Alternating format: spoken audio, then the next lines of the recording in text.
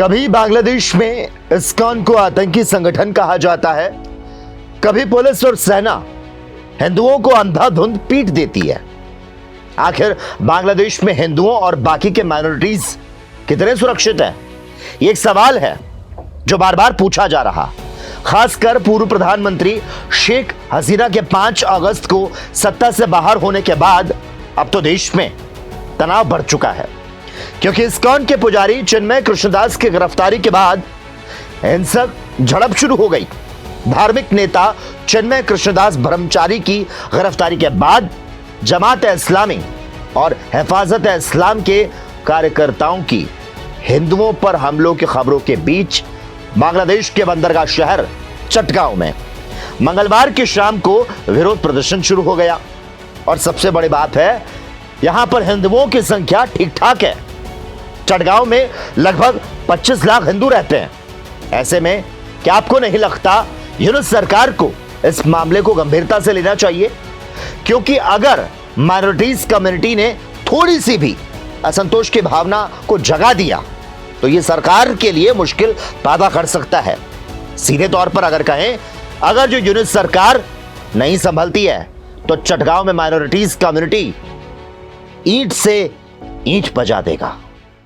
कभी बांग्लादेश में इस्कॉन को आतंकी संगठन कहा जाता है, कभी पुलिस और सेना हिंदुओं को अंधाधुंध पीट देती है।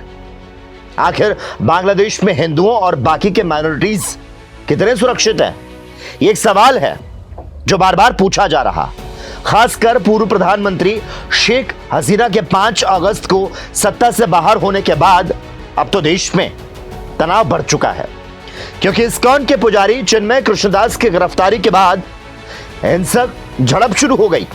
धार्मिक नेता चिन्मय कृष्णदास ब्रह्मचारी की गिरफ्तारी के बाद जमात इस्लामी और हिफाजत इस्लाम के कार्यकर्ताओं की हिंदुओं पर हमलों की खबरों के बीच बांग्लादेश के बंदरगाह शहर चटगांव में मंगलवार की शाम को विरोध प्रदर्शन शुरू हो गया।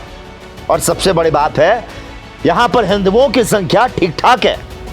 चटगांव में लगभग 25 लाख हिंदू रहते हैं। ऐसे में क्या आपको नहीं लगता यूनुस सरकार को इस मामले को गंभीरता से लेना चाहिए? क्योंकि अगर माइनॉरिटीज कम्युनिटी ने थोड़ी सी भी असंतोष की भावना को जगा दिया तो यह सरकार के लिए मुश्किल पैदा कर सकता है।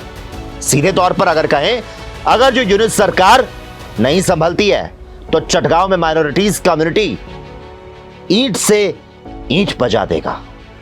कभी बांग्लादेश में इस्कॉन को आतंकी संगठन कहा जाता है, कभी पुलिस और सेना हिंदुओं को अंधाधुंध पीट देती है।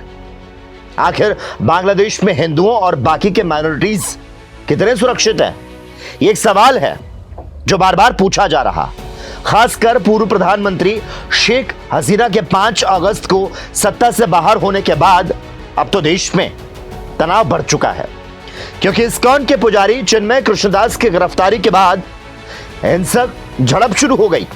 धार्मिक नेता चिन्मय कृष्णदास ब्रह्मचारी की गिरफ्तारी के बाद जमात इस्लामी और हिफाजत इस्लाम के कार्यकर्ताओं की हिंदुओं पर हमलों की खबरों के बीच बांग्लादेश के बंदरगाह शहर चटगांव में मंगलवार की शाम को विरोध प्रदर्शन शुरू हो गया। और सबसे बड़ी बात है, यहां पर हिंदुओं की संख्या ठीक ठाक है। चटगांव में लगभग 25 लाख हिंदू रहते हैं।